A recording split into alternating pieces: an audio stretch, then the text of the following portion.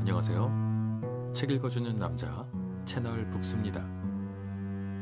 오늘 소개해드릴 책은 반반한 마을이라는 특이한 제목의 소설입니다. 저자는 현영강, 출판은 북크크입니다. 요즘 뉴스를 보고 있자면 세상이 어떻게 되려고 이러나 하는 그런 생각이 절로 듭니다. 경제는 돌파구가 보이지가 않고 정치는 또 혼란 그 자체입니다. 출산율은 국가 자체가 소멸할 정도로 낮은 수준입니다. 이런 상황은 우리나라뿐만의 문제가 아니기는 합니다. 전 세계적으로 여기저기에 전쟁이 끊이질 않고 있고 또 마약 문제, 기후 문제 등 우리 인류가 해결하기 버거운 그런 숙제들이 아주 질비합니다. 그런데 인류의 생존이 걸려있는 이런 거대한 문제들 앞에서도 우리 세계는, 우리 세상은 힘을 합칠 생각이 없어 보입니다. 세상이 이렇게까지 분열되고 엉망이었던 적이 있었나 싶을 정도로 한 치 앞이 보이지 않는 그런 세상입니다. 이러다 정말 세상이 망하는 게 아닌가 하는 그런 생각이 들기도 합니다. 이럴 때면 긍정적인 미래를 그리는 유토피아 보다는 암울한 미래인 디스토피아적인 세상을 상상하게 됩니다. 이 책 반반한 마을은 바로 그런 디스토피아적 세상을 그리고 있는 그런 소설입니다.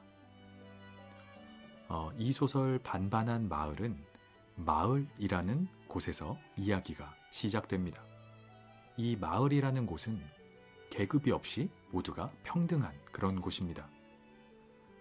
돈도 화폐도 없이 약속의 날, 이런 정해진 날에 모여서 물물교환으로 살아가는 아주 극도의 공평함을 추구하는, 표면적으로는 일단 그런 곳입니다. 이 마을에 사는 사람들은 철저한 계급사회로 되어 있는 시티에서 도망쳐 나온 그런 사람들이 모여 있는 곳입니다. 시티는 마을과는 반대로 철저한 계급이 존재하는 그런 사회입니다.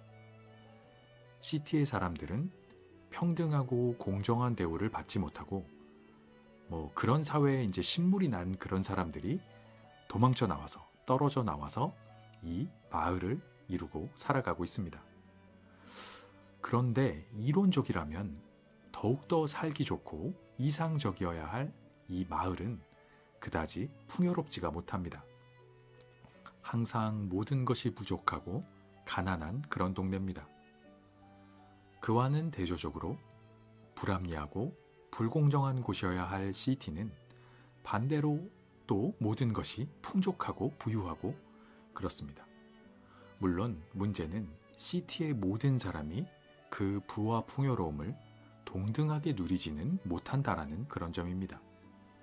시티의 사람들은 안쪽과 바깥쪽, 중심구역과 외곽구역으로 나뉘어져 있습니다. 장벽으로 나누어진 저 너머와 그 장벽 밖에 버려진 사람들이 있습니다. 그럼에도 불구하고 어떤 사람들은 마을의 가난보다는 오히려 그 시티의 정의롭지 못한 풍요로움을 더 높게 평가하기도 합니다. 이 책 반반한 마을은 이렇게 대조적인 이념과 체제로 살아가는 두 곳, 마을과 시티의 이야기를 다루고 있습니다.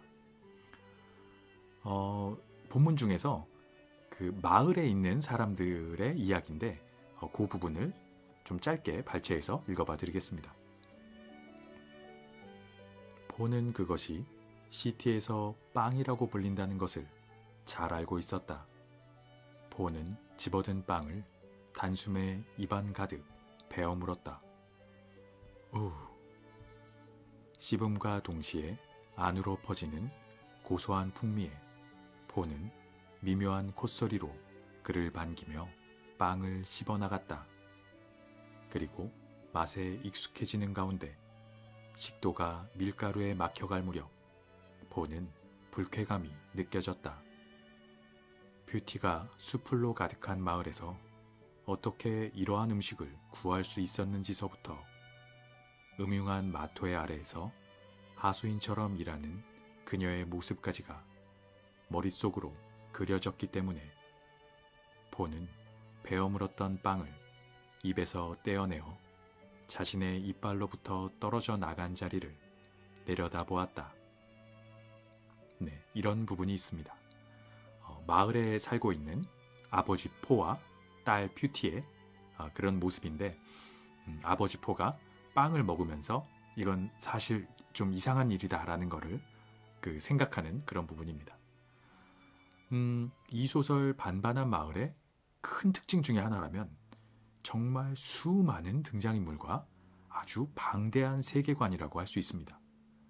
시티로부터 도망치는 사람들을 처벌하는 가드, 그리고 계급이 없는 평등한 마을이지만 여러 가지 특혜와 우대를 받는 마을의 수호신 지킴이, 그리고 선망의 대상이었던 지킴이가 사실은 전혀 다른 거짓된 존재였다는 진실과 같은 그런 이야기들이 아주 짜임새 있게 펼쳐져 나갑니다.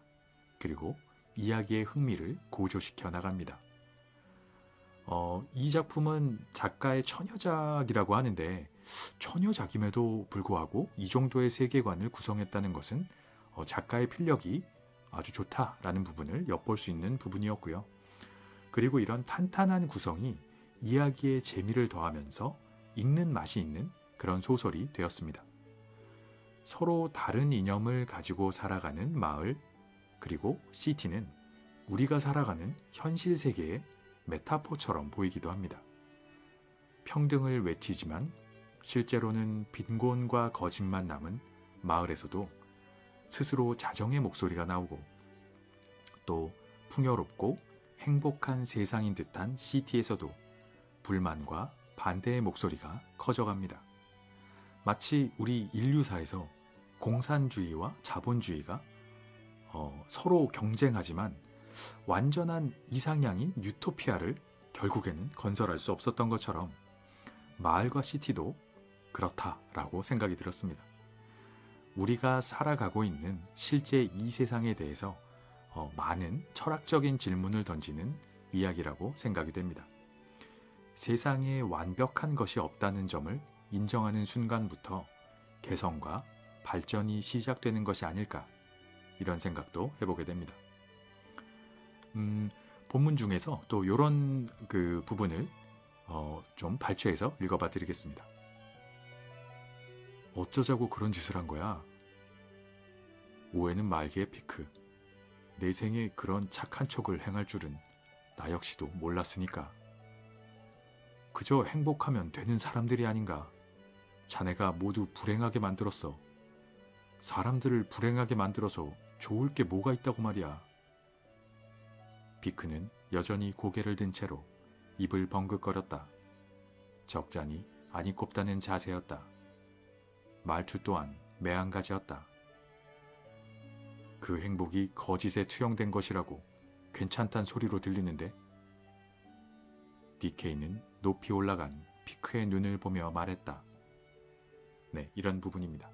마을에 있는 DK라는 사람과 피크라는 사람이 다투고 있는 그런 이야기인데, 거짓과 진실, 이런 이야기를 논쟁하고 있는 그런 부분인데, 읽어보시면 아마 어떤 내용인지 아실 수 있을 거라고 생각이 됩니다.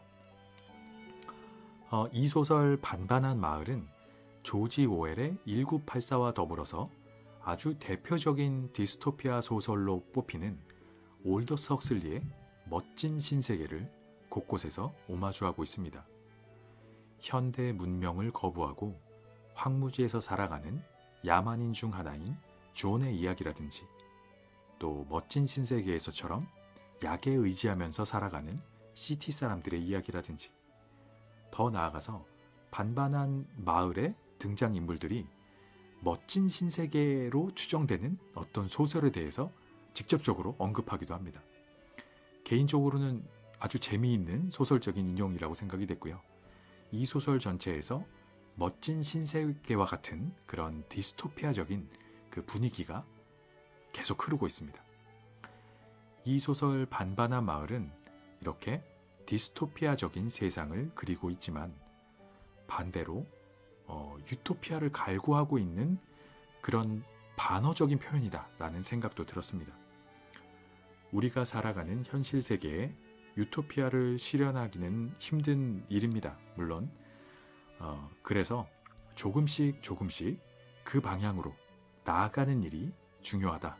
이렇게 이야기하는 것 같다. 이런 생각이 들었습니다. 그리고 마을에서 온 두 여인이 시티의 사람들, 특히 소년을 만나는 장면에서는 결국 다른 생각을 가지고 살아가는 사람들도 서로 만나고 교류하면서 이해하려고 노력해야 한다. 그런 것이 아닌가 하는 생각을 하게 되었습니다. 그것이 더 나은 세상을 만드는 유일한 방법이 아닐까 생각해 보게 되는 그런 이야기입니다. 또 본문 중에서 어떤 부분을 제가 발췌해서 한번 읽어봐 드리겠습니다. 그저 우리는 구역에 머무는 다수의 인간보다 한 발이 빠를 뿐이죠. 그렇지만 평범한 한 발이 불러올 결과는 창대할 것입니다. 우리가 쌓아온 노력과 용기는 결단코 헛되지 않을 겁니다. 그리고 우리 모두의 이름은 후대의 인간들에게 지겹도록 거론될 것입니다. 속박을 뿌리치고 사회의 부당함과 정면으로 맞댄 사람들, 틀 속에 갇혀 썩어가기만 하는 삶을 거부한 사람들, 그렇기에 우리는 어떻게든 장벽을 올라야 합니다. 장벽을 올라 그 너머를 봐야만 합니다. 오릅시다. 그리고 신세계를 품에 안읍시다. 네, 이런 부분입니다. 좀 스포가 될 수 있지만 어떤 집단을 향해서 이제 연설을 하는 그런 부분인데 그 첫 발걸음 작지만 작지 않은 평범하지만 평범하지 않은 한 발에 대한 이 연설이 이 소설이 주고 있는 메시지를 많이 담고 있다라고 생각이 돼서 인용해서 읽어봐 드렸고요. 이렇게 이 소설 반반한 마을은 디스토피아적인 세상을 그리고 있는 소설입니다. 그렇다고 해서 이야기의 분위기가 너무 어둡거나 무겁다거나 또 그렇지는 않다라는 생각이 들었고요. 이 세계관의 구성이 아주 탄탄해서 이야기 자체에 빨려 들어가서 읽을 수 있는 재미있는 이야기다. 이렇게 소개를 드릴 수 있습니다. 조지 오웰의 1984나 올더스 헉슬리의 멋진 신세계를 재미있게 읽으셨다면 더욱더 취향에 맞게 읽으실 수 있을 것 같다.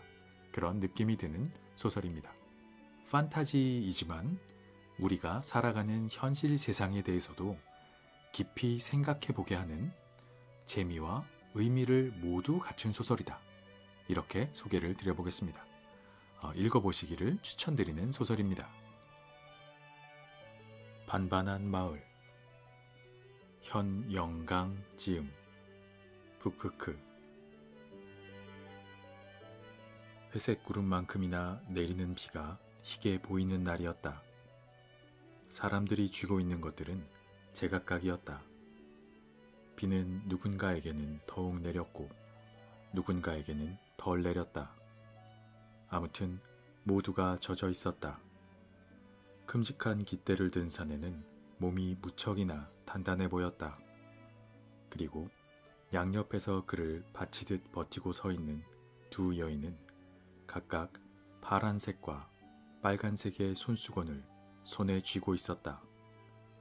사내가 깃대를 들고 어느 지점으로 이동하자 파란색 손수건을 든 여인이 반대 방향으로 걸음을 옮겼다. 흙이 가득한 땅이 물을 머금어 몹시 질퍽거렸다. 맨발인 사람들도 있었다. 시티서 가져온 신이 수명을 다하였거나 다하기 직전이거나 한 경우였다. 그리고 흰 비가 안기는 침울을 벗어 던지려는 듯이 그들 대부분은 핏줄 가득한 고함과 함께였다. 빨간색 손수건을 쥔 여인 앞으로 두 명이 몸을 풀었다. 응원의 목소리는 치우쳐져 있었다. 빨간색 손수건이 아래로 내려가고 푸른색 손수건이 위로 솟구쳤다. 그리고 그들은 달리기 시작했다. 1. 퓨티와 포의 마을 입성. 단상에 올라선 피크가 소리쳤다. 약속의 날입니다. 피크가 말을 시작하자 웅성거리던 사람들은 입을 다물었다. 우리는 도망자가 아닙니다. 우리는 도망자가 아닙니다. 큰 목소리로 말한 피크는 확성기에서 입을 때 목소리를 가다듬는 신용을 몇 차례 보이고는 이어 말했다. 오늘로 29, 그곳에서 벗어난 우리가 이 마을을 건립하고 오늘로써 29번째 약속을 이행하게 되는 날입니다. 결과가 어떻습니까? 우리가 아사한 존재가 되었습니까? 피크의 말에 사람들이 환호성을 내질렀다. 그들의 예상대로 우리가 버티지 못하였습니까? 단상 아래의 사람들이 또 한 번 크게 환호성을 내질렀다. 피크는 사람들의 목소리가 완전히 사그러들 때까지 그들을 내려다봤다. 그리고 소리가 그치자 말을 이었다. 우리는 살아있습니다. 여러분 모두는 죽지 않았습니다. 반대로 그들은 어떻게 살고 있습니까? 약탈, 살인, 분쟁, 그 모두를 방임하는 어리석은 우두머리, 그 모두를 수긍하고 사는 어리석은 인간들, 우리를 깔보던 그들 모두는 멍청한 역사를 여전히 되풀이하며 생의 시간을 보내고 있습니다. 그들이 패한 것입니다. 우리가 승리한 것입니다. 그리고 오늘 피크는 오른팔을 길게 뻗어 단상 계단 쪽을 가리켰다. 도살장에서 갓 뛰쳐나온 듯한 푸짐한 남자와 머리에서 발까지를 합하여도 그의 다리 하나 크기가 채 안 되는 꼬마 숙녀. 두 사람은 서로의 손을 꼭 붙잡고 있었다. 아니, 남자가 아이의 손을 놓아주지 않고 있었다. 손을 뻗은 피크가 말했다. 저들의 참상이 보이십니까? 빛이 사라진 저들의 안색이 보이십니까? 피크는 집게 손가락으로 눈두덩이를 찔러 삐져나온 눈물을 손톱으로 두드렸다. 그를 본 아래의 사람들은 동조의 소리를 냈다. 거울을 보는 것 같지 않습니까? 과거의 우리인 채로. 저 역시 저러하였습니다. 여러분들 역시 다르지 않았습니다. 하지만 지금의 우리는 저들과 다릅니다. 왜냐하면 우리는 살아가는 법을 터득하였기 때문입니다. 그리고 피크는 단상 계단에 서 있는 두 사람을 향해 다가오라는 손짓을 보냈다. 그를 본 남자는 덤덤한 혹은 조심스러운 발걸음을 계획한 듯한 표정을 내비쳤지만 아이는 아니었다. 아이는 흰색 바탕에 남색 무늬가 섞인 땡땡이 드레스와 빨간색 구두를 신고 있었는데 남자와는 분위기가 남달랐다. 아이는 단상으로 걸음을 옮겼다. 사람들의 시선이 아이를 따라 움직였다. 아이는 밝지도 어둡지도 않은, 무관심도 냉정함도 아닌 단순하지만 엉켜있는 듯한 표정을 띠고 있었다. 7도 안 돼 보이는 아이의 갑작스럽고도 어른스러운 등장에 목 돋아줄 준비를 하던 사람들은 일제히 입을 다물었다. 아이는 피크를 지나쳐 단상 앞쪽으로 나아갔다. 자신을 위해 마련된 소형 확성기도 아이는 무심히 비켜나갔다. 분위기를 단숨에 주저앉히는 고역이라기보단 서서히 아려오는 서늘함에 가까웠다. 처음 뵙겠습니다. 아이가 고개를 숙이며 말했다. 소녀의 첫마디에 사람들은 웅성거렸다. 그녀의 모습에 누군가는 경탄을, 누군가는 눈총을, 누군가는 연민을 꺼내들었다. 저는 퓨티라고 해요. 저기 있는 사람은 저의 아빠, 포. 아빠는 입을 다쳐서 말을 못해요. 그래서 제가 대신 말을 해야 해요. 말하는 법은 엄마가 가르쳐 줬어요. 근데 엄마는 같이 오지 못했어요. 동그란 빛이 엄마를 비추려 할 때 제가 소리를 쳤어야 했는데 그렇게 하지 못했어요. 그로부터 10년, 뷰티는 이때를 생생하게 기억했다. 10년이 지난 지금도 여전히 둘은 도망자 그리고 반역자였다. 둘만이 아니었다. 이곳에 사는 모두가 그랬다. 그들이 도망쳐 나온 곳은 시티라고 불렸다. 뷰티는 그 단어가 과거에는 도심을 부르는 단순한 명칭이었음을 이제는 알고 있다. 무의식이 건네주는 그 순간을 어렴풋이 떠올리며 뒤따라 느껴지는 기름 냄새에 뷰티는 고개를 가로저었다. 아버지, 오늘은 좀 어떠세요? 몸을 일으킬 수 있으시겠어요?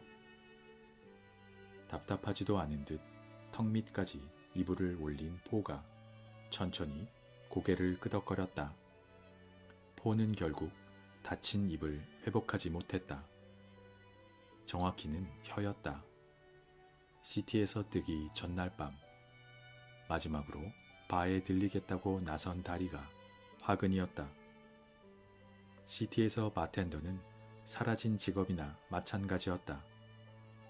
블렌딩은 버드나무의 가지처럼 굴다란 기계들이 도맡았다. 바텐더라는 직함을 가진 이들이 하는 일은 해봐야 레몬이나 올리브를 완성된 술잔 위에 꽂아 손님에게 건네는 것뿐이었다. 그마저도 기생 같은 남자나 활락가의 여자들이 손님 유치를 위해 얼굴 마담으로 서 있는 게 고작. 포는 그들 중 수전증이 있는 바텐더를 보러 갔었다. 그리고 그날 가더에 의해 혀가 찢어졌다. 포가 좋아한 바텐더가 특별히 도덕심이 투철하거나 한 것이 아니었다. 그는 그저 센터에 납부해야 할 빚이 있는 어중이 신분에 불과했으니까. 아랫집 민트씨께서 먹을거리를 조금 나눠주셨어요. 지난번 양보에 감사를 표하고 싶으시다면서요. 뷰티의 말에 포는 몇 없는 입 주변의 근육을 늘려 미소를 지어 보였다.